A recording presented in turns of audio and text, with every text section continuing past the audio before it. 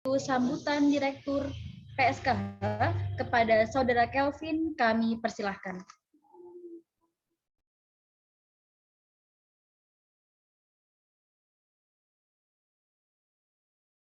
Ya, baik. Terima kasih moderator atas waktunya. Assalamualaikum warahmatullahi wabarakatuh. Yang terhormat Dekan Fakultas Syariah dan Hukum UIN Sunan Kalijaga Yogyakarta, beliau Bapak Profesor Dr. Andus Makhrus Munajat SHM, yang kami hormati Wakil Dekan 3 Fakultas Syariah dan Hukum UIN Sunan Kalijaga Yogyakarta, beliau Ibu Dr. Sri Wahyuni SAGM AGM Hum, yang kami hormati Pembina Pusat Studi dan Konsultasi Hukum, yang kami hormati konsultan ahli Pusat Studi dan Konsultasi Hukum, yang kami hormati Majelis Pengawas dan Penasihat Organisasi Pusat Studi dan Konsultasi Hukum, yang kami hormati Dewan Pembimbing Pusat Studi dan Konsultasi Hukum, yang kami hormati Bapak Saifuddin selaku pemateri dalam agenda PSKH Law Talk yang pertama ini, dan juga yang kami hormati alumni Pusat Studi dan Konsultasi Hukum, serta yang kami hormati juga pengurus harian Pusat Studi dan Konsultasi Hukum beserta jajarannya. Alhamdulillah, puji syukur senantiasa kita panjatkan kepada kehadiran Allah Subhanahu wa taala yang telah memberikan nikmat serta karunia-Nya sehingga kita semua dapat berkumpul di room Zoom meeting ini dalam keadaan sehat walafiat. Dan juga selawat serta salam tak lupa kita curah limpahkan pula kepada junjungan kita Nabi Agung Nabi besar Muhammad Shallallahu alaihi wasallam yang telah memberikan rahmat serta yang telah memberikan hidayah, yang telah membawa kita dari zaman jahiliyah menuju zaman yang terang benderang seperti saat ini. Ya, alhamdulillah pada agenda kita di siang hari ini merupakan program kerja dari Pusat Studi dan Konsultasi Hukum yang pertama, yakni dari bidang pendidikan dan pengkaderan, yaitu PSKH Law Talk.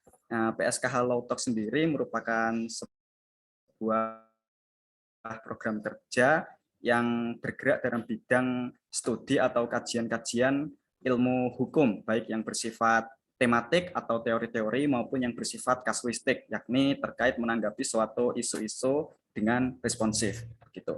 Dan di agenda diskusi kita pada siang hari ini adalah membahas terkait dengan transaksi cryptocurrency dalam perspektif hukum ekonomi syariah.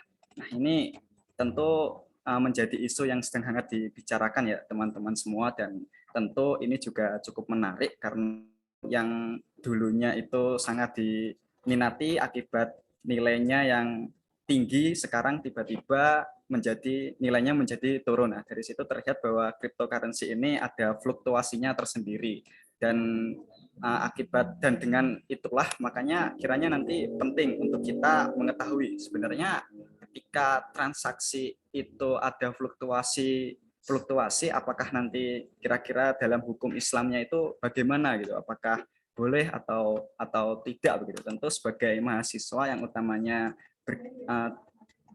berada di UIN Sunan Kalijaga yang tentu kita juga bergerak dalam bidang kajian syariah, itu penting ya untuk kita mengetahui dengan bagaimana transaksi cryptocurrency ini dalam pandangan hukum ekonomi syariah. Dan kemudian selanjutnya yang ingin saya sampaikan adalah ini merupakan program kerja pertama dari PSKH sebagaimana yang saya sampaikan sebelumnya, dan kedepannya tentu akan ada program kerja dari PSKH lainnya yang tidak kalah menarik dari diskusi ini ya, seperti nanti ada magang dan juga ada pelatihan kepenulisan, juga nanti ada bantu bagi teman-teman semua untuk belajar mendalami kajian-kajian ilmu hukum.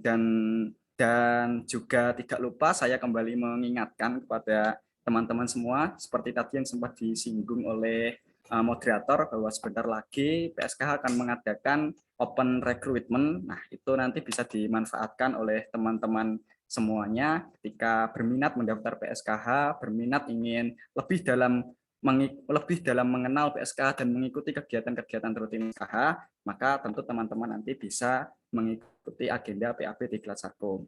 Dan selanjutnya barangkali Dan selanjutnya barangkali nanti teman-teman bisa menyimak pemaparan dari Bapak Saifuddin yang merupakan dosen saya juga di Hukum Ekonomi Syariah terkait dengan tema diskusi kita kali ini, dan jangan lupa nanti memberikan pertanyaan-pertanyaan kritis supaya yang kiranya menjadi tidak jelas nanti bisa menjadi jelas, dan itu juga menambah insight dari kita semua. Barangkali itu saja yang bisa saya sampaikan, kurang lebihnya mohon maaf. Sekian, wassalamualaikum warahmatullahi wabarakatuh. Diucapkan terima kasih kepada Direktur Pusat Studi dan Konsultasi Hukum kepada Saudara Kelvin. Dilanjutkan dengan acara yang ketiga, yaitu penyampaian tata tertib dan pembacaan civic materi. Yang pertama, saya akan membacakan tata tertib pembahasan pasal lotok yang pertama, yaitu 1. Peserta diwajibkan memasuki room meet 15 menit sebelum kegiatan dimulai. Yang kedua, mic peserta wajib di-mute ketika sesi diskusi dimulai atau sampai diizinkan oleh moderator. Yang ketiga, peserta dianjurkan selalu mengaktifkan fitur kamera selama kegiatan berlangsung. 4. Peserta diperbolehkan bertanya apabila sudah dipersilahkan oleh moderator. 5. Peserta harus selalu berada di room meet sampai diskusi selesai. Dan 6. Peserta wajib mengisi presensi pada link presensi yang dikirimkan di room meet pada saat diskusi berlangsung. Baik, itulah tata tertib yang diberikan pada PSK Holotalk yang pertama. Jadi untuk teman-teman untuk dimohon mengaktifkan fitur kameranya ya. Acara yang selanjutnya yaitu pembacaan civic materi. Daftar riwayat hidup, nama Saifuddin SHI MSI, tempat tanggal lahir Pamekasan 15 Juli 1978. Alamat di Jogja, di Gang Sadewo nomor 27A RT 10 RW 42 Singosutan Maguwoharjo Depok Sleman Yogyakarta. Alamat kantor di lantai 3 Fakultas Syariah dan Hukum UIN Sunan Kalijaga Yogyakarta, Jalan Masda Adi Sucipto Yogyakarta. Nomor HP 081254900318 atau 081227734269. Nomor sertifikat dosen 122-150-9791, kemampuan bahasa Arab dan Inggris, keahlian hukum zakat dan wakaf filantropi Islam, dan mungkin riwayat pendidikan Bapak Saifuddin yaitu S1 Fakultas Syariah UIN Sunan Kalijaga Yogyakarta lulus tahun 2004, S2 Pasca Sarjana UIN Sunan Kalijaga Yogyakarta lulus tahun 2007, dan S3 Pasca Sarjana UIN Sunan Kalijaga Yogyakarta lulus tahun 2016 sampai sekarang. Pendidikan non formal beliau yaitu Pondok Pesantren Mambaul Ulum Bata-Bata Pamekasan 1991 sampai 1997, kursus bahasa Inggris, kursus komputer, dan pelatihan keadvokatan sarjana syariah di Surabaya tahun 2004, dan International Institute for Quranic Studies Live4All Foundation tahun 2008. Riwayat pekerjaan beliau ini sangat banyak ya teman-teman. Saya bisa hanya menyebutkan yang pertama yaitu pengelola Pusat Studi Institute of Southeast Asian Islam UIN Sunan Kalijaga Yogyakarta 2013 sampai 2015. Dosen tetap Fakultas Syariah dan Hukum UIN Sunan Kalijaga Yogyakarta tahun 2009 sampai sekarang. Sekretaris Jurusan Muamalat Fakultas Syariah dan Hukum UIN Sunan Kalijaga Yogyakarta tahun 2004 sampai 2016. Ketua Jurusan Hukum Ekonomi Syariah atau Muamalat Fakultas Syariah dan Hukum Sunan Kalijaga Yogyakarta 2016 sampai tahun 2020. Organisasi beliau yaitu pengurus ISNU Ikatan Sarjana Nahdlatul Ulama Daerah Istimewa Yogyakarta tahun 2014 sampai 2018. Sekretaris Lazis NU KER Kabupaten Sleman Daerah Istimewa Yogyakarta tahun 2016 sampai tahun 2021. Pengurus Asosiasi Prodi dan Dosen Hukum Ekonomi Syariah Posdesi se-Indonesia tahun 2017 sampai sekarang. Karya ilmiah yang begitu sangat banyak dan tidak bisa saya sebutkan satu persatu. Mohon izin Bapak, saya sebutkan beberapa saja, yaitu Fikih Anti Korupsi, Sumbangan Hukum Islam terhadap Pemberantasan Korupsi di Indonesia Yogyakarta, penerbit IRPO Kraisindo tahun 2019, Sejarah Pengelolaan Zakat di Indonesia, Jurnal Al-Azharku, volume 12 nomor 2 Juni tahun 2020 dan Praktek Fikih Keseharian Minoritas Muslim di Bali, Jurnal Studi Agama dan Masyarakat LPPM IAIN Palangkaraya, volume 15 nomor 2 tahun 2020. Itulah CV dari materi hari ini yang mohon maaf kami tidak bisa sebutkan satu persatu dengan segala prestasi dan karya ilmiah beliau. Masuki acara yang keempat, yaitu acara inti pada sore hari ini.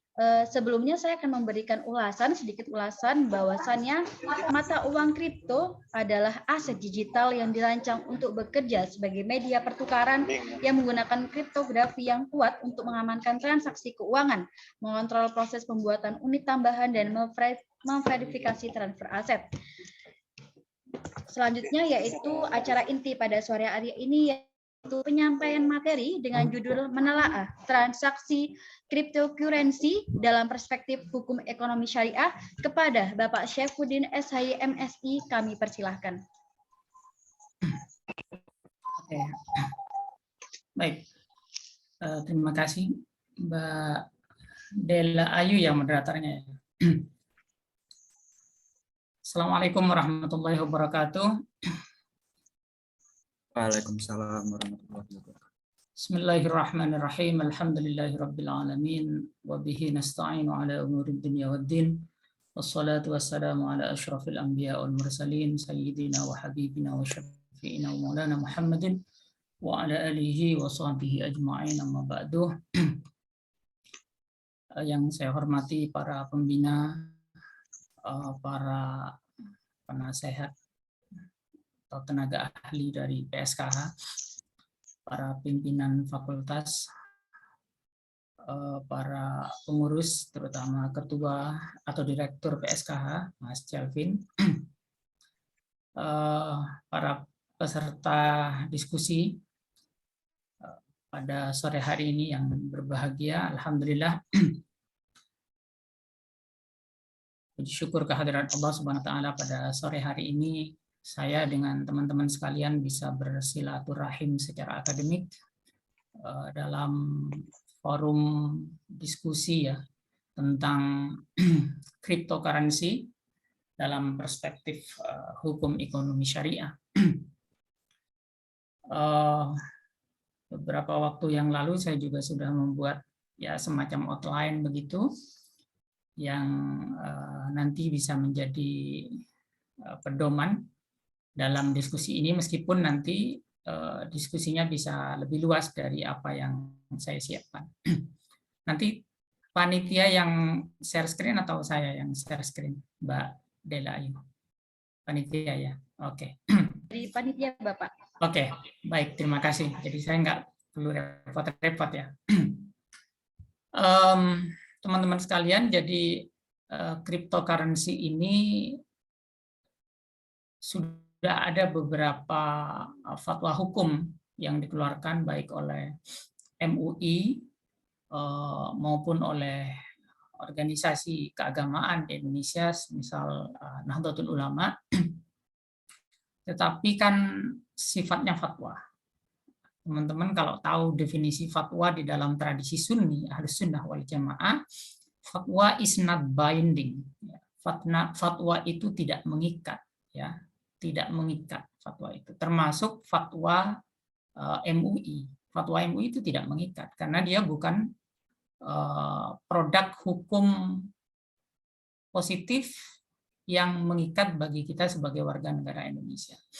Kalau ada orang mengikatkan diri terhadap fatwa itu, terserah orang itu. Tapi secara umum yang namanya fatwa itu tidak mengikat. Artinya, kalau sore hari ini saya misalnya secara pribadi memiliki pandangan hukum yang berbeda, apakah itu dengan fatwa MUI maupun dengan fatwa yang dikeluarkan oleh NU, itu adalah sesuatu yang wajar, sesuatu yang lumrah, gitu ya. Kecuali itu sudah menjadi produk hukum, sudah menjadi undang-undang, maka mestinya tidak boleh ada perbedaan pendapat. Dalam kaidah fikih ada kaidah al-khilafatu yarfa'ul khilaf. Al-khilafatu, pemerintah itu yarfa'ul khilaf, bisa menghilangkan kontroversi. Jadi kalau ada perbedaan pendapat di antara warga negara, kemudian negara sudah memutuskan, maka mestinya kontroversi itu tidak ada lagi. Karena memang negara itu yang memiliki otoritas penuh, otoritas tertinggi dalam memutuskan sebuah perkara hukum. Itu sebagaimana di dalam kaidah fikih yang sudah saya bacakan tadi. Bahwa nanti misalnya apa yang saya sampaikan juga ada yang sesuai dengan apakah itu fatwa MUI maupun dengan fatwa lembaga keagamaan yang lain, NU atau Muhammadiyah, saya kira itu adalah suatu yang kebetulan. Itu pertama yang perlu saya sampaikan gitu. Karena di HES itu biasa ya. Apalagi kalau kami, saya sering ketemu dengan Pak Hamim misalnya dalam sebuah munakosyah misalnya, kita sering tidak, dalam tanda kutip ya, sering tidak puas terhadap fatwa MUI, ya, fatwa DSN MUI. Padahal yang namanya fatwa itu kan mestinya lebih fleksibel, lebih bisa akomodatif terhadap perkembangan situasi dan kondisi. Tetapi kenyataannya kadang-kadang fatwa MUI di bidang muamalah itu masih berbasis kepada fikih klasik. Nah, padahal perkembangan bisnis itu sudah sangat luar biasa. Perkembangan bisnis, misalnya digital business, ya, sekarang itu bisnis yang berbasis digital itu sudah sangat luar biasa, tetapi fikih terlambat dalam meresponnya. Fikih yang dikeluarkan oleh misalnya MUI, fatwa-fatwa oleh MUI, itu masih berbasis kepada fikih-fikih abad pertengahan, medieval perspektif. Dan itu kadang tidak nyambung. Ya, kadang seperti Pak Hamim marah itu, ada mahasiswa HES neliti tentang BPJS. Itu kesimpulannya haram. BPJS kok haram itu ya? Padahal pemanfaatannya sudah sangat betul-betul dirasakan oleh hampir semua lapisan masyarakat. Gitu. Nah, itu diharamkan. Kenapa diharamkan? Karena dia berpijak kepada fikih lama. Nah itu yang kadang-kadang mesti harus ada dekonstruksi terhadap fikih muamalah kita. Nah, sayangnya memang, apalagi memang dalam perspektif sosiologi hukum itu, ketika sebuah hukum diproduksi, maka pada saat itu juga sudah ketinggalan zaman. Nah, apalagi yang kaitannya dengan bisnis. Hukum yang berkaitan dengan bisnis itu jauh lebih cepat perkembangan bisnisnya ketimbang akselerasi hukumnya. Maka wajar gitu. Baik, saya lanjutkan ya. Mungkin bisa next ke slide berikutnya. Kita dari sejarahnya dulu. Nah, ini sejarahnya. Meskipun teman-teman saya kira mungkin bisa mengakses sendiri sejarah. Jadi ini sejarah munculnya cryptocurrency. Jadi dia berawal pada tahun 1980-an ya. Yang merujuk kepada money crashers. Ketika itu seorang ilmuwan komputer dan matematikawan Amerika bernama David Chaum menemukan algoritma khusus yang kemudian menjadi dasar dari enskripsi website modern dan transfer mata uang elektronik saat ini. Chaum kemudian mengembangkan penemuannya hingga periode 90-an dan melahirkan mata uang digital. Ya. Mata uang digital yang bernama DigiChess. Namun sayang, inovasinya ini gagal berkembang. Meski begitu, penemuan David ini memiliki peran penting dalam pengembangan mata uang kripto selanjutnya. Jadi tidak lagi berbasis kepada mata uang manual, gitu ya. Kalau mata uang manual itu yang benar itu berbasis kepada produksi emas dan perak di masing-masing negaranya ya, meskipun itu kemudian dirusak oleh kebijakan keuangan Amerika Serikat ketika pasca Perang Dunia Kedua. Kemudian belasan tahun kemudian, seorang insinyur perangkat lunak andal bernama Wei Dai menciptakan B-Money. Melansir The Balance, B-Money memiliki konsep dan sistem yang lebih modern dan kompleks dari DigiCash. Lagi-lagi B-Money gagal berkembang dan tidak pernah berkesempatan digunakan sebagai alat tukar. Prosesnya agak panjang memang. Jadi memasuki akhir tahun 90-an dan awal 2000-an, muncul perantara keuangan digital yang konvensional dan eksis sampai saat ini, yaitu PayPal. Nah, PayPal didirikan oleh Elon Musk dan menjadi bukti pembayaran berbagai transaksi online. Kalau teman-teman nonton TV beberapa waktu yang lalu, Presiden kita, Bapak Jokowi, ketika berkunjung ke Amerika Serikat, beliau bertemu dengan yang namanya Elon Musk ini kan, seorang pengusaha Amerika yang bisnisnya lebih banyak berbasis kepada digital. Dan kedepannya harapannya Indonesia bisa membangun investasi dari perusahaan Elon Musk ini. Lanjut ke beberapa istilah yang istilah kunci yang perlu difahami teman-teman sebagai pemahaman awal ya, basic knowledge dulu tentang beberapa hal yang perlu dipahami. Ada namanya kriptografi, ada namanya blockchain, ada cryptocurrency, kemudian ada DEX, dan ada trading. Penjelasan masing-masing ini di halaman berikutnya.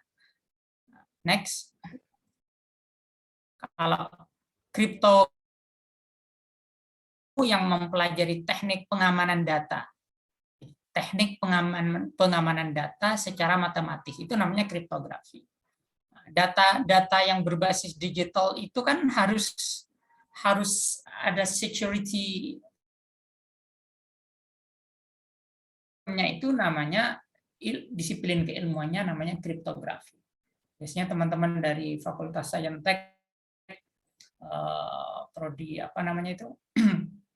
prodinya Mas Nur Rahman itu yang banyak berkaitan dengan ini. Makanya dulu ketika menyusun kurikulum Kampus Merdeka, kurikulum Kampus Merdeka, ketika saya belum lengser itu tahun 2020 awal, saya mengajukan bahwa mata kuliah luar prodi HES, tetapi masih di dalam UIN, itu adalah mata kuliah yang ada di Saintek. Nah, termasuk tentang digital business, itu saya masukkan di situ. Karena perkembangan ke depan bisnis itu ke sana, lebih banyak ke digital, berbasis digital. Maka perlu sedikit pemahaman mahasiswa HES tentang disiplin ilmu di Saintek yang berkaitan dengan digital business itu. Tapi sampai hari ini belum diterapkan ya. Kurikulum yang diterapkan oleh Kaprodi baru sekarang itu belum sampai ke sana. Jadi kadang hanya ada namanya tetapi tidak dilaksanakan kurikulum di luar, bahkan jangankan sampai ke situ ya. Apa namanya kalau di PSKH itu juga ada namanya magang ya. Magang itu sampai sekarang pun belum bisa masuk ke dalam sistem SKS. Jadi tidak kemudian kalau mahasiswa HES, anak PLC, anak PSKH magang, kemudian bisa mengurangi jumlah SKS. Saya kira belum itu. Secara teoritis iya, tetapi secara praktikal belum ada political will dari pimpinan fakultas atau prodi untuk bisa mengurangi SKS yang ada di dalam kurikulum itu sampai hari ini. Jadi hanya masuk di SKPI, ya, surat keterangan pendamping ijazah saja. Yang kedua ada istilah blockchain. Blockchain itu adalah sistem jaringan komputer peer-to-peer, tidak tersentral yang diamankan menggunakan kriptografi. Nah, itu blockchain. Nah, blockchain ini sistem yang penting di dalam cryptocurrency nanti. Jadi fungsi utama dari blockchain itu adalah keamanan sebetulnya. Sistem jaringan komputer peer-to-peer tidak tersentral yang diamankan menggunakan kriptografi supaya tidak gampang dibobol, supaya tidak gampang di-hijack gitu kan. Nah, kita harus diamankan dengan menggunakan kriptografi itu. Itu blockchain. Kemudian yang berikutnya, istilah yang berikutnya adalah cryptocurrency. Cryptocurrency adalah alat tukar online. Nah, ini definisi awal dulu ya. Nanti baru kita diskusikan lebih jauh berikut dengan hukum ekonomi syariahnya seperti apa. Alat tukar online yang dibangun di atas jaringan blockchain. Nah, jadi cryptocurrency itu dibangun di atas jaringan blockchain tadi, yang di keamanan datanya itu diamankan oleh kriptografi tadi. Serta bisa ditukarkan dengan barang atau layanan digital lainnya. Jadi kayak sudah seperti manual alat tukar, sudah seperti rupiah, sudah seperti dolar gitu. Nah, itu cryptocurrency maksud saya. Pada awalnya lebih dikenal dengan istilah token atau sejenis mata uang digital. Nah, token. Tapi token ini nanti ada dua cryptocurrency itu, ada namanya native token, ada yang hanya semacam underlying token. Nah, itu yang nanti implikasi hukumnya di situ banyak didiskusikan. Istilah berikutnya yang akan sering kita hadapi adalah DEX. DEX itu adalah money changer-nya cryptocurrency. Jadi kalau rupiah, dolar dan lain-lain itu kan ada money changer-nya. Tempat kita menukar uang, misalnya dari rupiah ke dolar, dari dolar ke euro dan lain sebagainya. Nah, kalau cryptocurrency, money changer-nya itu khusus, namanya DEX. Nah, mungkin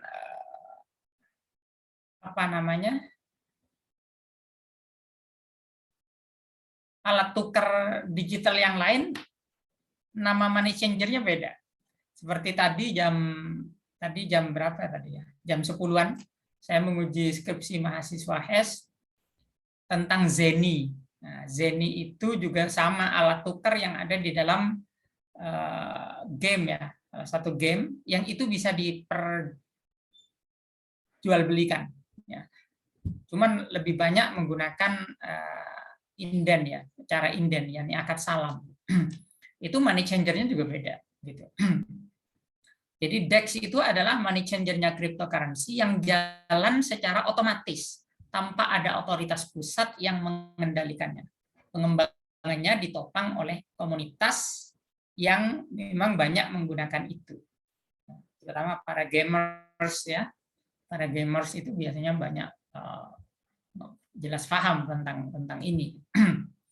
Kemudian yang terakhir tadi istilah yang harus kita pahami adalah trading. Dalam hal ini adalah trading kripto ya. Trading kripto itu adalah aktivitas jual beli aset digital yang datanya disimpan di jaringan blockchain. Nah ini istilah-istilah yang harus dipahami oleh teman-teman. Lalu kita mulai masuk ke hukumnya ya. Lanjut.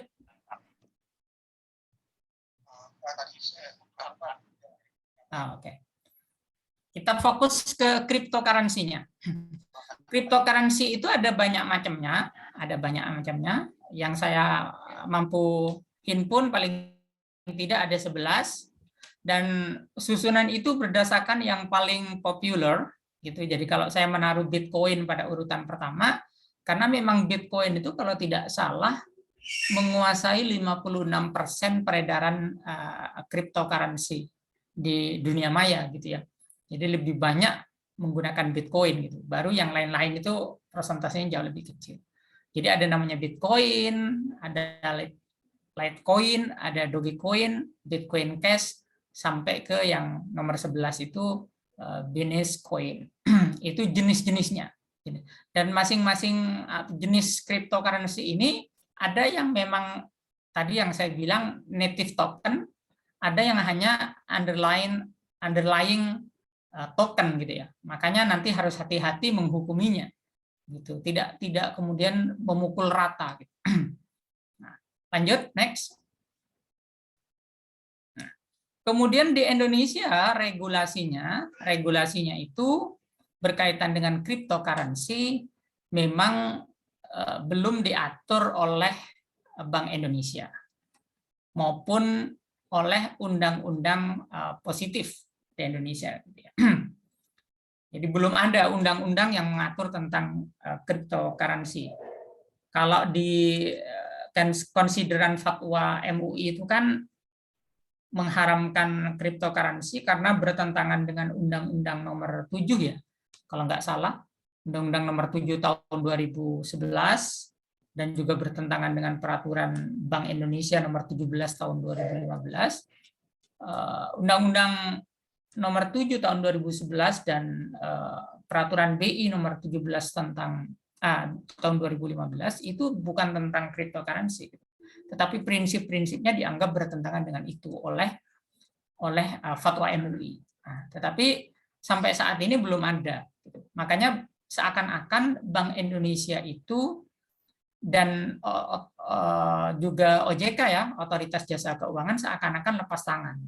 Ada praktek di lapangan, ada prakteknya di tengah-tengah masyarakat ya, tetapi belum ada pengaturan dari pemerintah secara jelas. Sejauh ini peraturan terkait dengan cryptocurrency itu berada di bawah pengawasan Badan Pengawas Perdagangan Berjangka Komoditi atau Bapepti ya. Saat ini Bapepti Kemendak hanya mengawasi para pedagang cryptocurrency dan aset cryptocurrency yang bisa diperdagangkan di Indonesia. Nah, Bapepti ini telah mengakui sebanyak 229 jenis cryptocurrency yang dapat diperdagangkan di Indonesia. Dan ada 13 perusahaan pedagang aset cryptocurrency yang sudah mendaftar di Bapepti saat ini. Itu sudah banyak prakteknya, tapi pemerintah juga belum membuat regulasi yang secara spesifik mengatur tentang cryptocurrency. Jadi makanya nanti berimplikasi kepada hukum tentang apakah cryptocurrency itu sah atau tidak sebagai mata uang. Nah, gitu. Nah, lanjut tentang hukumnya sekarang, hukum ekonomi syariah. Ini saya diskusi aja dulu ya. Nanti maaf, saya ngasih pengantar dulu, baru terakhir kita diskusi. Kita langsung masuk ke hukumnya tentang cryptocurrency. Menurut saya ada dua persoalan yang krusial mengenai cryptocurrency itu. Yang pertama, apakah cryptocurrency itu sudah memenuhi syarat sebagai alat tukar? Dalam bahasa fikih muamalah disebut dengan saman. Apakah cryptocurrency itu sudah memenuhi syarat sebagai saman, sebagai alat tukar yang bisa digunakan untuk transaksi bisnis? Ya, itu yang pertama. Yang kedua, apakah cryptocurrency itu sudah memenuhi persyaratan sebagai mata uang, selayaknya mata uang rupiah, dolar, euro, dan lain sebagainya. Jadi dua hal ini yang mungkin saya bicarakan pada sore hari ini. Lanjut. Nah, persoalan yang pertama sebagai saman, sebagai alat tukar, itu kalau di dalam fikih muamalah, cryptocurrency itu harus memenuhi 6 syarat. 6 syarat ya. Syarat itu yang pertama, ayyakunal mabi'u mawjudan indal aqdi. Jadi harus berwujud ya. Pertanyaannya, apakah cryptocurrency itu berwujud atau tidak? Nah, itu di layar berikutnya nanti akan saya jelaskan. Yang kedua syaratnya ayyakuna malan mutaqawwaman syar'an. Apakah cryptocurrency itu merupakan harta mutaqawwam? Nah, dalam fikih muamalah harta itu ada dua, harta mutaqawwam dan ghairu mutaqawwam. Mutaqawwam itu adalah harta yang memang diperbolehkan oleh syarak. Sedangkan yang ghairu mutaqawwam yang tidak diperbolehkan oleh syarak. Misalnya khamar itu kan ghairu mutaqawwam. Syarat yang ketiga ayyakuna muntafi'an bihi syar'an wa urfan. Apakah cryptocurrency itu memiliki manfaat secara syarak maupun secara adat istiadat? Lalu yang keempat syaratnya ayyakuna maqduran ala taslimihi hassan wa syar'an. Apakah cryptocurrency itu bisa diserah terimakan? Lalu yang kelima ayyakuna lil 'aqidi sultanan alaihi biwalayatin aw milki. Apakah cryptocurrency itu membuat penguasanya, pemiliknya, orang yang melakukan transaksi itu bisa menguasai harta itu atau memilikinya. Bisa dimiliki, bisa dikuasai apa tidak. Syarat yang keenam, ayyakuna ma'luman lil aqidai. Cryptocurrency itu harus diketahui oleh kedua belah pihak yang bertransaksi. Lanjut. Nah, syarat pertama yang ayyakuna mawjudan itu, saya kira, kalau menurut saya ya, itu sudah terpenuhi. Kenapa? Karena cryptocurrency itu ada angkanya secara digital. Secara digital ada angkanya dan bisa dicatat. Bisa dicatat, bisa disimpan dalam yang disebut tadi dengan blockchain. Ya, blockchain. Jadi syarat ini sudah terpenuhi. Kemudian syarat yang kedua, yang mutaqawwaman atau tidak, menurut saya cryptocurrency itu mutaqawwam. Harta yang memang diperbolehkan oleh syarak. Karena dia tidak berasal dari zat yang diharamkan. Ayo, digital apakah zatnya berasal dari unsur yang diharamkan seperti babi, homer kan? Tidak kan? Jadi menurut saya syarat yang kedua terpenuhi. Lalu syarat yang ketiga yaitu apakah cryptocurrency tadi muntafi'an syara'an wa orfan, apakah bermanfaat secara syariat dan adat. Nah, ini yang mungkin jadi perdebatan. Karena itu perlu dijelaskan lebih lanjut mengenai apakah bermanfaat atau tidak gitu. Ada jenis ada dua jenis cryptocurrency ya. Ada cryptocurrency yang memang native token ya, memang native token, tapi ada juga yang hanya second layer token. Nah, second layer token. Nah, bagi yang native token, yang token asli, nah, biasanya bisa dijadikan platform aplikasi. Nah, tanda-tandanya kalau dia token asli, dia bisa dijadikan platform aplikasi. Sementara yang second layer token itu tidak bisa dijadikan sebagai platform aplikasi. Karena itu tidak ada manfaatnya kan. Nah, sehingga hukumnya nanti berbeda, ditafsir, tidak bisa dipukul rata. Kalau yang native token memenuhi syarat. Syarat yang ketiga ini ya, yakuna muntafi'an syar'an wa orfan itu. Sementara yang second layer token itu berarti tidak memenuhi syarat. Syarat berikutnya next. Alhamdulillah. Syarat keempat tadi ayyakuna litaslimihi itu apakah bisa diserah terimakan atau tidak. Cryptocurrency itu bisa dipindah tangankan kepemilikannya dari pemilik yang satu ke pemilik yang lain secara real dan terjamin. Dan cryptocurrency itu lebih gampang. Kalau saya baca itu pemindah tangannya itu lebih gampang. Permindahan dari satu akun ke akun yang lain lebih gampang. Beda dengan tadi Zeni. Kalau Zeni itu ribet sekali. Zeni itu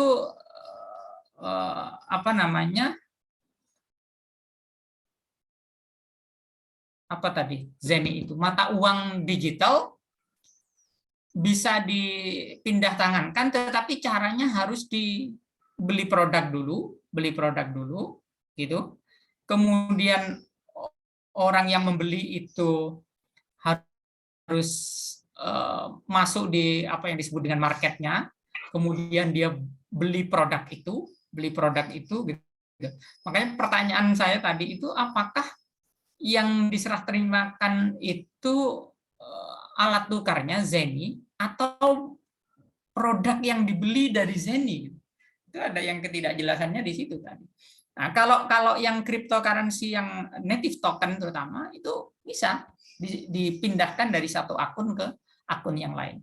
Kalau di dunia game itu namanya Discord ya, kalau nggak salah ya, ada Discord-nya. Jadi kalau kita punya Facebook atau punya Instagram kan ada login passwordnya. Kalau di game itu namanya Discord.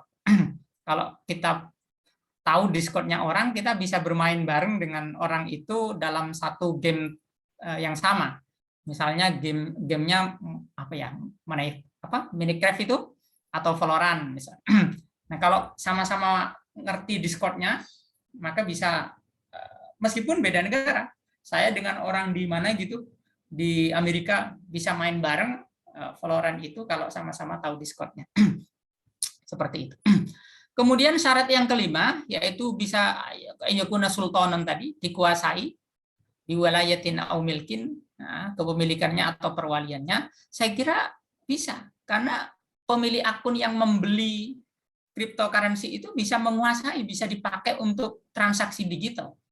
Misalnya membeli apa, misalnya kalau game itu beli apa ya? Beli senjata. Nah, misalnya kalau gamenya yang tembak-tembakan beli senjata misalnya, itu bisa menggunakan mata uang digital cryptocurrency itu. Lalu syarat yang terakhir tadi yang keenam apa tadi? Diketahui kedua belah pihak. Ya jelas karena tadi transaksi cryptocurrency itu tersimpan datanya di blockchain. Nah, itu lengkap, lebih lengkap, lebih transparan ketimbang transaksi yang non digital. Nah, digital ini kadang tidak ada tertulisnya ya. Nah, kadang hanya orphan begitu, saya beli, saya jual gitu, tetapi tidak ada tertulisnya. Tapi kalau yang berbasis digital semuanya ada tersimpan di situ. Jadi kalau menurut saya, kecuali yang soal manfaat yang second layer token, second layer token semuanya terpenuhi, sehingga cryptocurrency sebagai alat tukar itu sah menurut saya, sah. Nah, itu soal yang pertama ya. Lalu persoalan kedua, lanjut. Nah, ini lanjut aja. Itu kan kesimpulan dari. Nah, persoalan yang kedua, apakah cryptocurrency itu memenuhi syarat sebagai mata uang? Sama kedudukannya misalnya dengan rupiah, dolar, euro, dan lain-lain. Nah, kalau kaitannya dengan mata uang ini, maka sebetulnya harus kita lihat regulasinya. Apakah regulasi terutama di negara kita ini sudah ada apa belum? Dan ternyata regulasi tentang cryptocurrency itu paling jauh hanya ada di Badan Pengawas Perdagangan Berjangka Komoditi (BPPT). Sementara aturan di Bank Indonesia, di OJK itu tidak ada, belum ada, maksud saya belum ada. Karena itu kadang kalau ada apa-apa, dua lembaga yang memiliki otoritas di dalam transaksi bisnis dan keuangan ini tidak bertanggung jawab, gitu kan? BI, OJK, ada orang kena tipu misalnya, tidak bisa BI dan OJK yang bertanggung jawab karena memang kedua lembaga ini belum memiliki aturan tentang cryptocurrency itu. Dan memang peluang tipu-tipu, makanya MUI itu mengharamkan cryptocurrency ini kan salah satu alasannya karena garar. Tadi Mas Kelvin menyinggung di awal ya, garar. Ada garar, ada doror, bukan hanya garar tapi doror. Ada kimar, ada spekulasi. Garar itu kalau dalam istilah bisnis spekulasi. Cuman kadang anak-anak muamalah yang namanya spekulasi bisnis langsung haram, padahal nggak bisa. Bisnis itu harus ada spekulasinya. Kalau nggak ada spekulasinya jangan berbisnis. Hanya persoalannya spekulasi yang sampai taraf mana yang tidak diperbolehkan oleh fikih muamalah. Gitu. Di situ ada standarisasinya. Bukan kemudian setiap bisnis tidak boleh ada spekulasinya. Enggak. Setiap bisnis pasti memiliki spekulasi. Kalau tidak ada spekulasinya jangan berani berbisnis. Nah, karena itu diatur gitu kan. Diatur. Dan ada ilmunya. Orang pebisnis itu dia tahu risiko, dia tahu ada spekulasi tapi ngerti ilmunya. Nah, karena itu bisa dipertanggungjawabkan. Jadi selama belum ada aturan regulasi yang jelas tentang cryptocurrency terutama di Indonesia, maka menurut saya cryptocurrency itu belum sah sebagai mata uang. Nah, kecuali negara-negara yang sudah memiliki aturan yang jelas. Saya searching itu ada India, kalau di Asia itu India, kemudian Jepang itu sudah memiliki aturan yang melegalkan cryptocurrency ini. Sehingga di kedua negara itu apabila dijadikan sebagai mata uang maka sah karena sudah ada aturan yang mengatur. Sehingga otoritas yang memiliki kewenangan mengenai itu bisa bertanggung jawab. Kalau tidak, maka dulu kan ada kasus di mana cryptocurrency yang Bitcoin yang menggunakan drama Korea itu loh. Kasus yang drama Korea karena orang-orang Indonesia terutama lagi gila-gilanya terhadap K-pop, terhadap drama Korea gitu kan.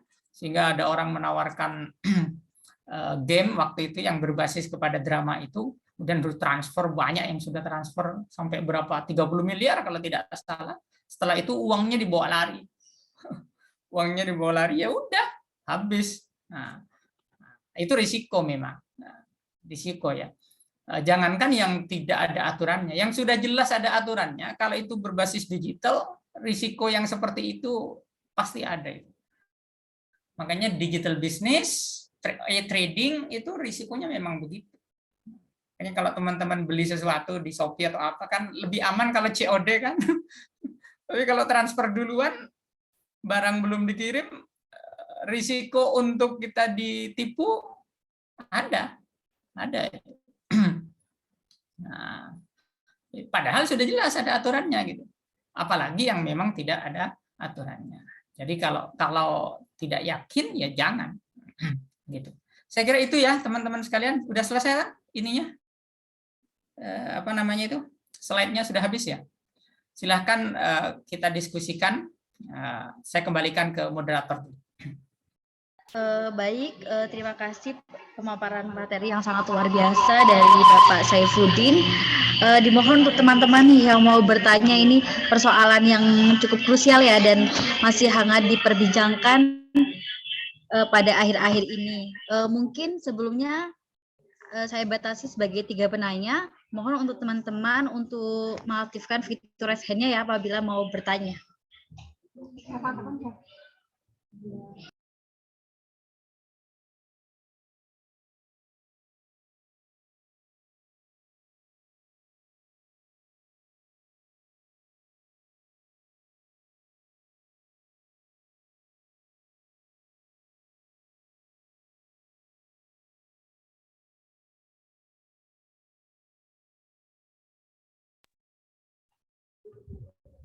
Baik, kepada Mas Roshid dipersilahkan untuk on cam dan memperkenalkan diri ya. Baik, terima kasih kepada saudara moderator. Di sini saya Ar-Rasyid Isa, bisa dipanggil Roshid dari Prodi Hukum Ekonomi Syariah angkatan 2019. Nah, sebelumnya terima kasih kepada Bapak Saifuddin karena telah menjelaskan materinya yang bagus sekali. Di sini saya izin Pak bertanya. Tadi kan di slide presentasi Bapak bahwasannya cryptocurrency ini belum bisa memenuhi syarat sebagai unnoted atau mata uang. Jadi otomatis kalau syaratnya tidak terpenuhi maka tidak boleh berinvestasi ya Pak. Nah di sini saya bertanya juga Pak, kemarin kan saya lihat di website bahwasannya MUI atau Majelis Ulama Indonesia melarang transaksi cryptocurrency ini. Nah yang menjadi pertanyaan saya, jikalau orang yang sudah terlanjur membeli mata uang ini, gimana ya Pak hukumnya? Seperti itu Pak. Terima kasih.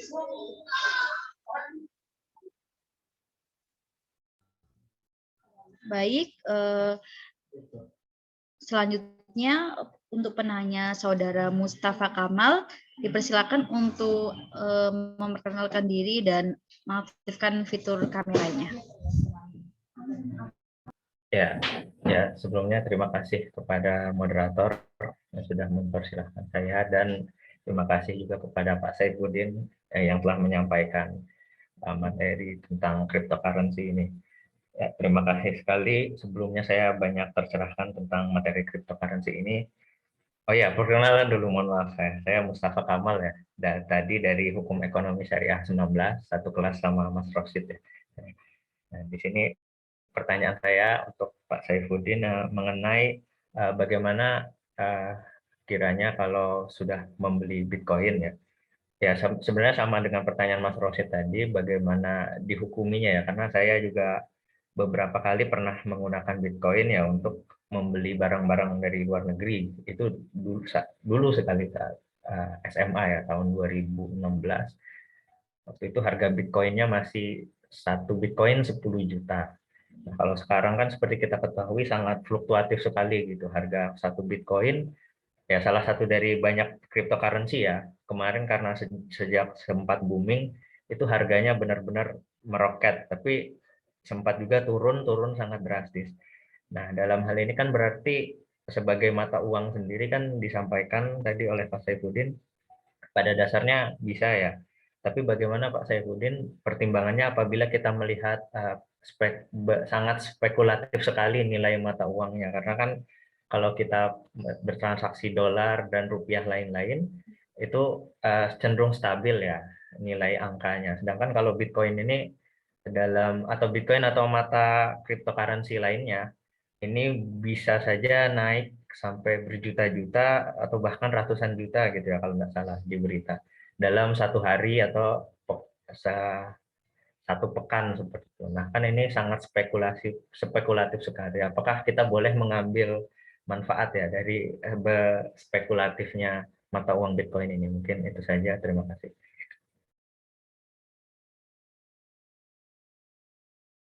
Baik, tinggal satu penanya lagi. Apakah ada teman-teman yang masih ingin bertanya?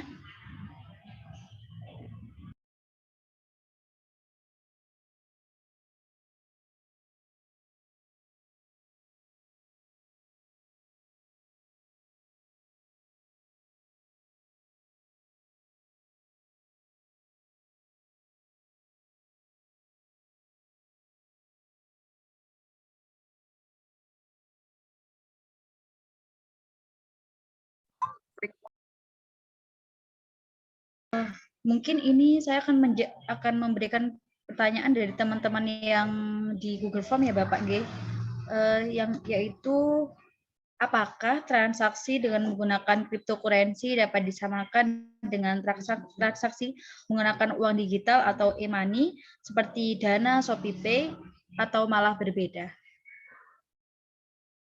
Oke, terima kasih Bapak. Monggo Bapak untuk dijawab. Oke. Baik, terima kasih Mbak Della. Ada 3 pertanyaan ya.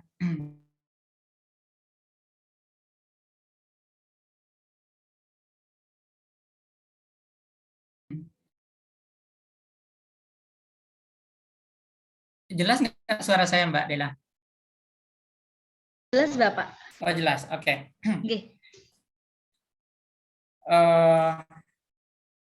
Jadi tadi kan di penjelasan saya membagi 2 memang gitu.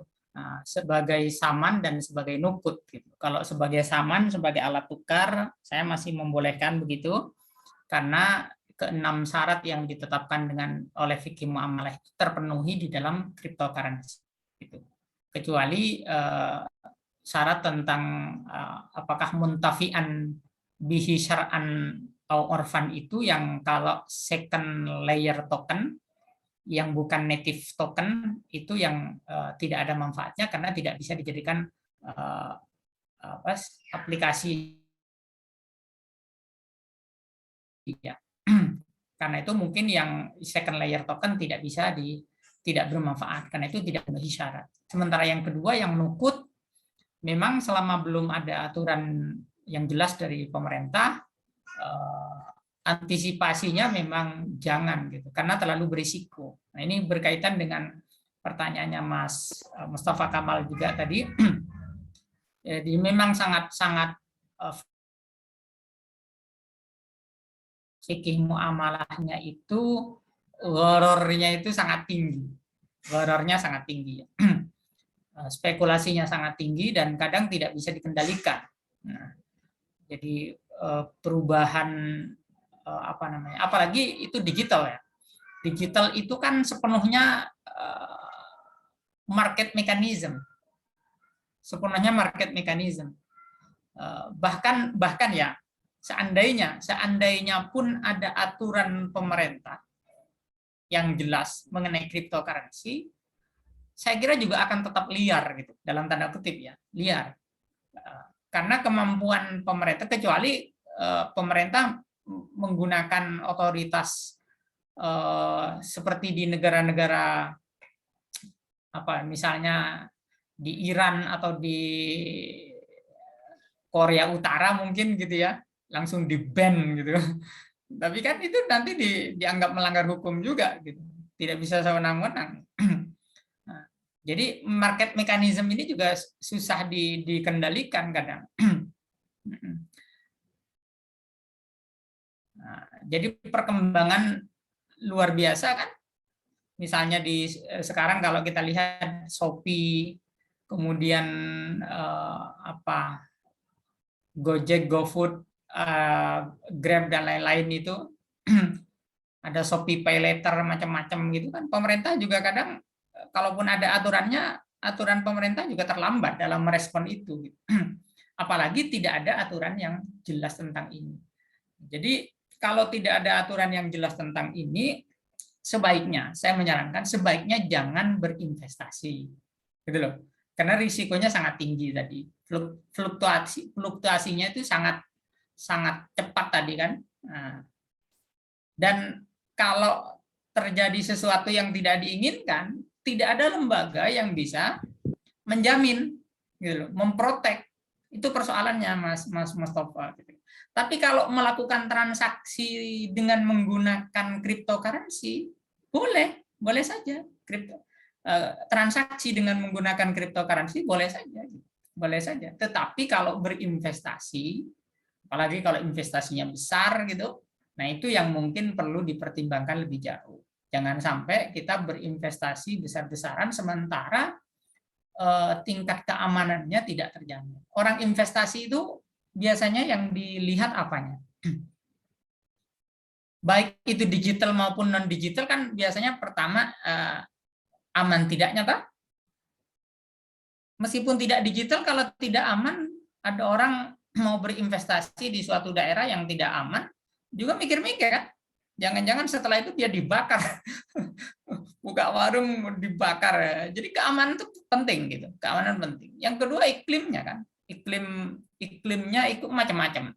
Bisa tentang pengurusan administrasinya. Dan kita ini di Asia Tenggara saja, Indonesia itu iklim hukum bisnisnya itu yang paling lemah. Ada sekian banyak peraturan yang kalau kita mau berbisnis yang harus dilalui oleh seorang pebisnis baru bisa buka bisnisnya. Jauh kita di bawah Vietnam, bahkan mungkin di bawah Laos gitu ya. Makanya investor-investor itu juga agak enggan berinvestasi di Indonesia. Kan itu Jokowi, Presiden Jokowi yang memang basisnya adalah seorang pebisnis, itu sebetulnya dia greget ya, atau gemes ya, gemes Pak Jokowi itu. Iya tahu caranya kok orang mau buka bisnis izinnya sampai 13 sampai 20 sampai 2 tahun baru bisa gitu kan. Makanya dia mengajukan omnibus law itu loh kan itu kan supaya sederhana, orang buka bisnis invest itu ya nggak usah lama-lama gitu loh. Wong kita yang butuh kok.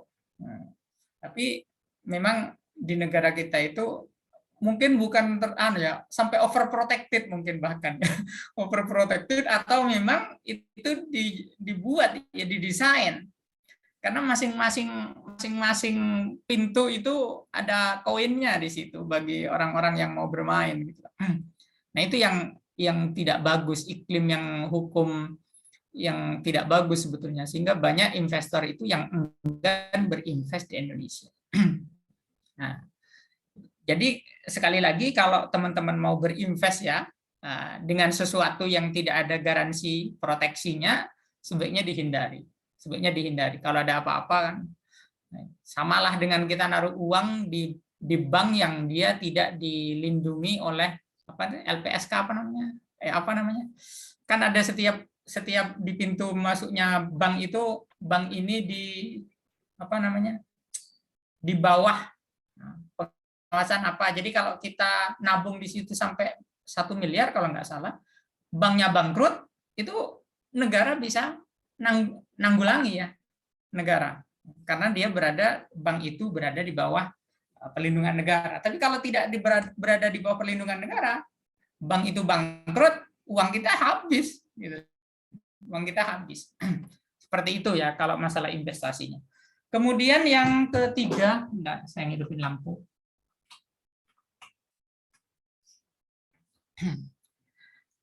Yang ketiga, boleh tidak mengambil manfaat investasi.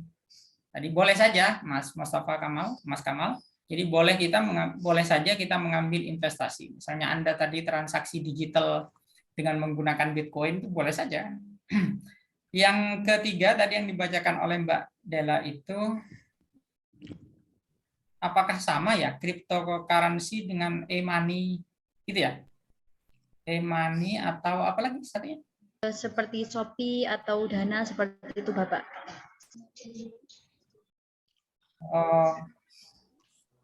Kalau e-money itu kan sebetulnya real ya, uangnya itu berbasis manual kan sebetulnya, kayak etol. Teman-teman kalau tahu etol, di etol itu di dalam kartu itu ada uang, misalnya rupiah, ada kan? Jadi itu wujudnya konkret gitu. Nah, di Shopee juga begitu. Kalau kita naruh, kalau di Shopee itu apa? Kalau di Gojek itu kalau nggak salah OVO ya. OVO, kerjasamanya dengan OVO gitu. Ada uang real kita ada di situ gitu. Kita nyimpan uang berapa juta ada di situ, sehingga kalau kita transaksi, hanya transaksinya digital gitu. Kalau ini, kalau yang dibicarakan cryptocurrency itu betul-betul, jadi kayak tidak ada ininya, tidak ada tradisionalnya. Tradisionalnya itu seperti rupiah, dolar, euronya itu. Betul-betul kasarannya itu sesuatu yang tidak tampak lah gitu, sesuatu yang tidak tampak. Jadi berbeda. Kalau menurut saya berbeda. Kalau di Shopee atau di Gojek, Grab itu masih berbasis kepada mata uang tradisional kalau menurut saya. Jadi keamanannya lebih terjamin keamanannya ketimbang yang cryptocurrency. Itu Mbak Della. Oke, baik Bapak. Mungkin dari teman-teman apakah atau butuh sanggahan atau sudah cukup? Dari teman-teman yang bertanya mungkin.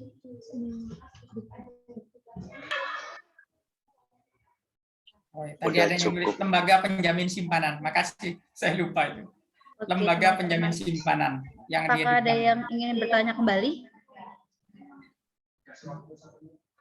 Ya. Oh ya, saya ingatkan teman-teman untuk silahkan mengisi link chat Zoom oleh panitia. Kalau misal ini teman-teman belum ada yang mau bertanya, apakah saya boleh bertanya ya Bapak ya? Ya boleh aja, silahkan. Baik, terima kasih Bapak. Saya ingin bertanya masalah tentang tadi 6 syarat itu, salah satunya kan apakah sebenarnya cryptocurrency ini sudah memenuhi syarat sebagai alat tukar. Yang poin yang ketiga yaitu bermanfaat atau tidakkah sebenarnya cryptocurrency ini. Nah, seperti yang sedikit bacaan saya mengenai tentang cryptocurrency itu, salah satunya adalah beberapa kasus yang akhir-akhir ini seperti ada 8 orang yang akhirnya bunuh diri karena salah satu kripto yaitu Luna ya Bapak ya, turun drastis secara cepat seperti itu. Nah, mengenai tadi sebenarnya cryptocurrency ini urgensi nggak sih untuk dilegalkan di Indonesia menurut Bapak seperti itu? Karena di salah satu PPT tadi bahwasannya apabila dilegalkan Indonesia perlu belajar lagi kepada Jepang dan India seperti itu. Tapi melihat beberapa kasus yang akhirnya banyak orang yang bunuh diri karena cryptocurrency ini, sebenarnya apakah perlu untuk dilegalkan atau tidak Bapak seperti itu? Terima kasih. Ya. Perlu atau tidaknya dilegalkan itu perlu ada analisa, perlu ada penelaahan yang panjang menurut saya, yang melibatkan banyak ahli, baik ahli hukum, ahli ekonomi, gitu. Jadi tidak bisa serampangan, gitu ya, kebijakan itu diambil, gitu. Apalagi hanya oleh fatwa MUI, gitu. Yang barangkali fatwa itu tidak dikeluarkan bergandengan dengan pakar-pakar di bidang ekonomi, pakar di bidang IT, gitu ya. Tetapi terlepas dari itu, menurut saya kita tidak bisa menutup mata terhadap perkembangan bisnis, termasuk digital bisnis ke depan. Suka atau tidak, kita menutup diri atau tidak, itu akan tetap terus nyelonong, gitu. Ya. Apalagi memang negara kita tidak seperti negara Korea Utara, ya, yang menutup rapat-rapat misalnya. Kita adalah negara yang cukup terbuka, saya kira. Bahkan transaksi digital Indonesia ini luar biasa. Nah, makanya semua pebisnis digital itu melirik Indonesia sebagai pasar yang sangat luar biasa. Dan netizen Indonesia, istilahnya, ya, netizen Indonesia itu adalah netizen yang sangat vulgar, ya. Kan kemarin ada laporan bahwa netizen Indonesia itu adalah netizen terburuk di Asia Tenggara atau di Asia, gitu kan. Dalam waktu sekejap kita bisa menaikkan orang, tetapi dalam waktu sekejap juga kita bisa meruntuhkan orang. Banyak kasus, ya. Ada orang punya akun YouTube itu dalam sekejap subscribernya itu bisa naik sampai jutaan. Tetapi dalam waktu sekejap juga orang bisa unfollow rame-rame. Nah, itu juga luar biasa, ya.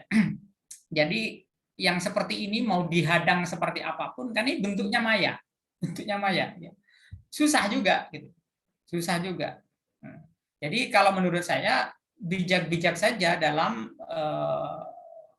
merespon ini. Caranya gimana? Ya, telaah dampak negatif dan positifnya.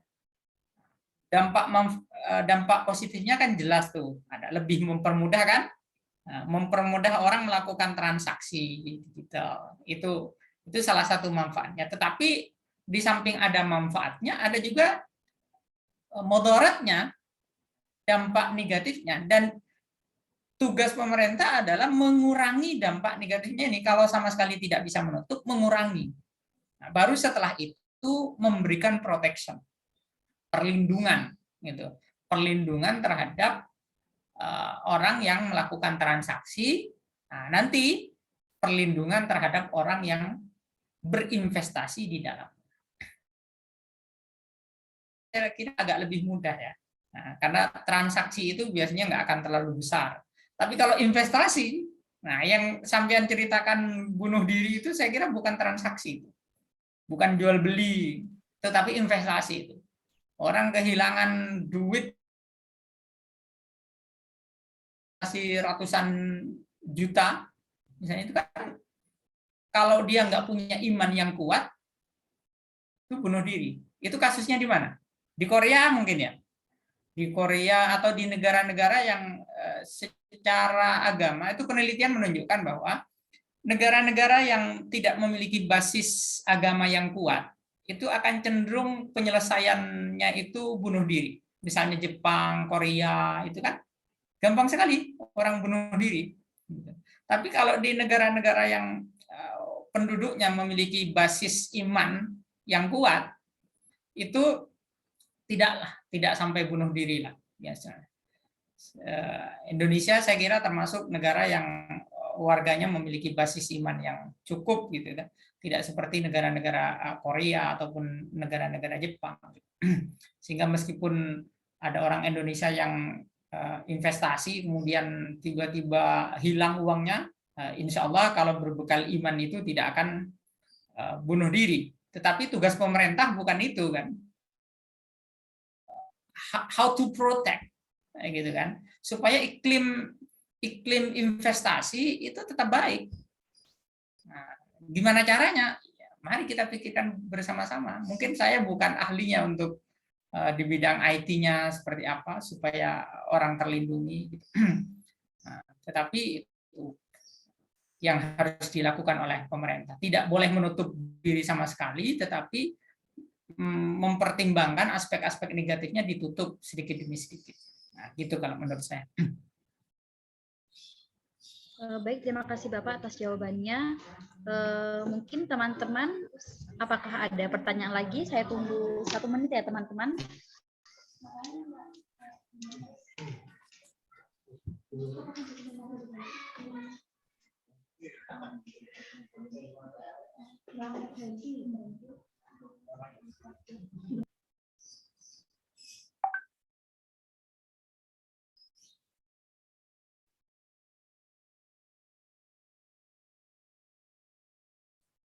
Baik, mungkin sudah cukup ya pertanyaan dari teman-teman sekalian.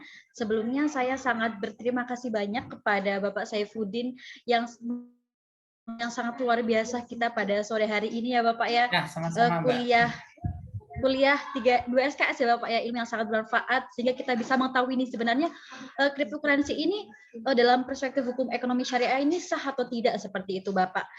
Dan semoga kita nanti setelah mengikuti diskusi ini kita bisa mengetahui nih cryptocurrency itu kita bisa mana yang mudorot dan mana manfaatnya. Sangat luar biasa. Terima kasih banyak ya Bapak G. Sama-sama.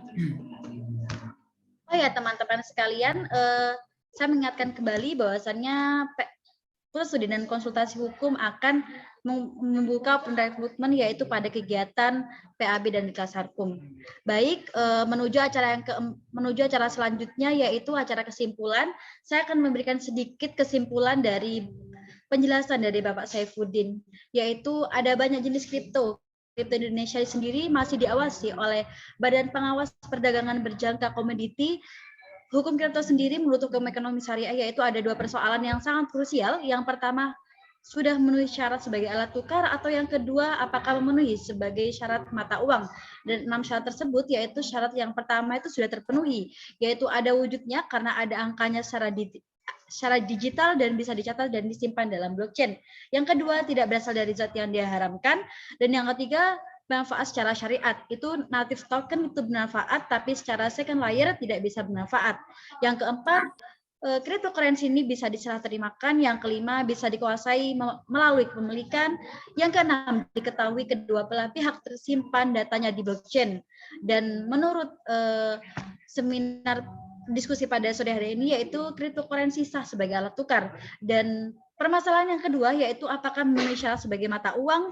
Cryptocurrency sampai saat ini regulasinya di Indonesia hanya terbatas dan hanya dibatasi oleh Badan Pengawas Perdagangan Berjangka Komoditi, dan Bank Indonesia dan OJK tidak bertanggung jawab terhadap aktivitas bisnis cryptocurrency ini. Baik, terima kasih. Itulah kesimpulan sedikit dari penjelasan yang saya ambil. Menuju acara selanjutnya yaitu pembacaan doa kepada Saudara Makmun. Kami persilahkan.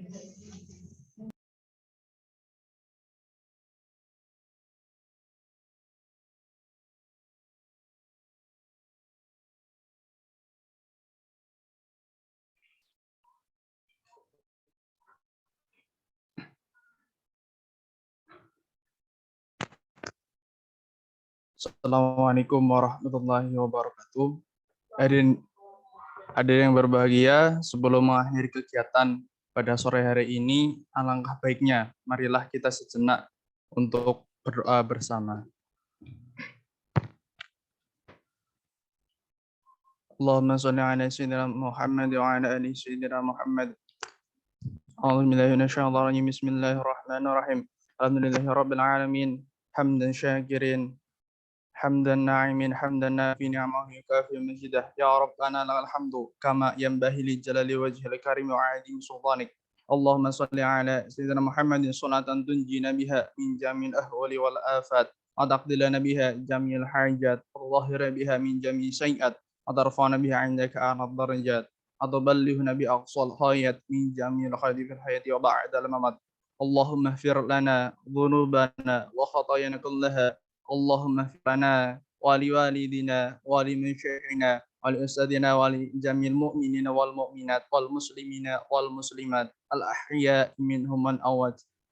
اللهم ربنا لا تزغ قلوبنا بعد إذ هديتنا وهب لنا من لدنك رحمة إنك أنت الوهاب. ربنا هب لنا من أزواجنا وذريتنا قرة أعين واجعلنا للمتقين إماما. اللهم فقهنا في الدين وعلمنا تأويل يا فتاح عليم. افتح لنا فتوح العارفين يا ميسر كل عسير. يسر لنا أمورنا أمور الدنيا والآخرة. اللهم ارزقنا علما نافعا وعملا متقبلا ورزقا حلالا طيبا واسعا. اللهم ارزقنا فهم النبي وحفظ المرسلين والهام ملائكتك المقربين واجعل من علماء العاملين واجعل من عبادك الصالحين برحمتك يا ارحم الراحمين. اللهم بارك لنا في عمرنا وبارك لنا في علمنا وبارك لنا في رزقنا وبارك لنا في أموالنا وبارك فيما أهدنا وبارك في ذريتنا وبارك فيما أعطيتنا. اللهم إن الحق حقه ورزقنا اتباعه وإن الباطل باطلا ورزقنا اجتنابه. ربنا ظلمنا أنفسنا وإن لم تغفر لنا وترحمنا لنكونن من الخاسرين. اللهم لا تدع لنا ذنبا إلا غفرته ولا عيبا إلا سترته ولا هما إلا فرجته ولا دينا إلا قضيته ولا حاجة من حوائج الدنيا والآخرة إنك إلا قضيتها يا أرحم الراحمين. اللهم أعني على ذكرك وشكرك وحسن عبادتك. ربنا إنك أنت السميع العليم وتب علينا إنك أنت التواب الرحيم. ربنا آتنا في الدنيا حسنة وفي الآخرة حسنة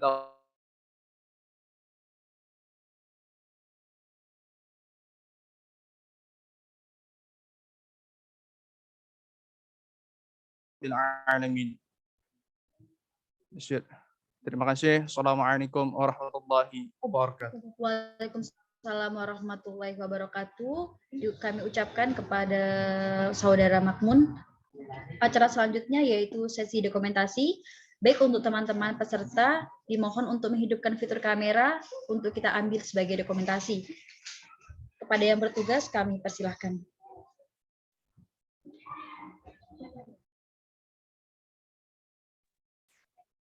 Baik, sebelum dilakukan dokumentasi kepada pemateri, moderator dan hadirin yang datang, diharapkan menyalakan fitur kameranya masing-masing, ya. Oke, semuanya. Dalam hitungan 1, 2, 3. Sekali lagi. 1, 2, 3.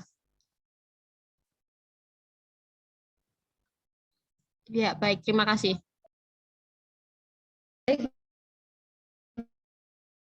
Tugas acara selanjutnya yaitu telah sampailah kita pada penghujung acara. Namun sebelum kami tutup, kami ingatkan kembali bahwasannya Pusat Studi dan Konsultasi Hukum akan membuka open recruitment pada kegiatan PAB dan Diklat-Serkum. Jadi tetap stay tune ya teman-teman pada kegiatan PSK selanjutnya. Demikian serangkaian acara PSK Holotalk yang pertama. Marilah kita tutup acara pada sore hari ini dengan pembacaan Alhamdulillah bersama-sama. Alhamdulillahirrahmanirrahim. Demikian dari saya sebagai moderator, kurang lebihnya dalam memandu acara. Saya mohon maaf dan terima kasih. Wassalamualaikum warahmatullahi wabarakatuh. Waalaikumsalam. Terima kasih ya Bapak Saifuddin ilmunya. Terima kasih Bapak. Terima kasih Mbak. Terima kasih Bapak. Undur diri ya. Saya pamit ya. Matur nuwun Bapak. Ya, Pak, siap. Terima kasih banyak. Terima kasih Pak.